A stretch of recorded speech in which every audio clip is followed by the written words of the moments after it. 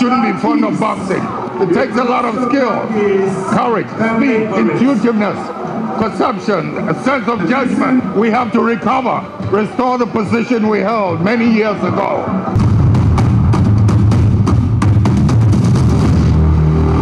Four of Ghana's 10 world champions, Azumah Nelson, Ike Bazooka Kote, Nanaya Oknedu, and Alfred Cobra Kote, gained prominence during Chairman Rawlings' time as ruler of Ghana, and his personal contribution to these achievements cannot be underestimated. No wonder his foundation has chosen to seek means to rejuvenate the physique of sports. President Rawlings' commitment to sports meant that he appointed some of the best and most committed personalities to man the sports ministry. They include Zaya Yabo, Amakai Amatefio, Ato Austin, Sarah Mensah, and the famous Enoch Terry Mensah. These personalities all gave sports a high-profile reputation. Let us not forget to celebrate the coaches, whose hard work and perseverance are not really seen until the boxer steps into the ring of pure grit with his coaches' crescendos. President Rawlings' association with Azumah Nelson deserves special attention. It is important to note that Zoom Nelson is a boxing Hall of Famer, 3 times world champion, and indisputably Ghana's greatest boxer. The former world champion recounts how Flight Lieutenant Rawlings drafted him into the Ghana Army boxing team so he could benefit from the stringent training, but discouraged him from joining the Ghana Army as he feared it will distract from his fierce desire to achieve in boxing. The roundtable discussion coincided with his 75th birthday on Wednesday, June 22. I think we must pay a lot more attention to amateur boxing. And amateur boxing must start from the grassroots. Boys, and these days girls, must start the footwork and the little dubbings so they know what a jab is and what a hook is, how the stance is taken and all of that. By the time they are 12, they are on their way to being world champions. This is what we have to do. But we must not forget education. I am a very, very big advocate for education because I think if we add education to the craft, what we will produce will be amazing, because these days boxing is scientific. You have to use your brains. If the guy moves this way, you have to do that. If he's a southpaw, this is what you have to do. And I think that we have the talent. Zoom has been a very good friend for years. And you can see the talent that if you apply it to business, you apply it to personal life, you apply it to anything, you'll be very successful.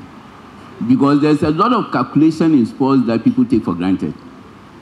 And what the senior was saying as to a punch, see the direction of the person you are fighting, they're all calculations. But we don't take them to be that scientific. But everything about sports, every movement, every defense, every attack are calculations, which you have to do within very split second. So we need to go back to schools, because even out, you apply it there. And once you join the two, you see that you are a much better person than a person who does not take part in sports.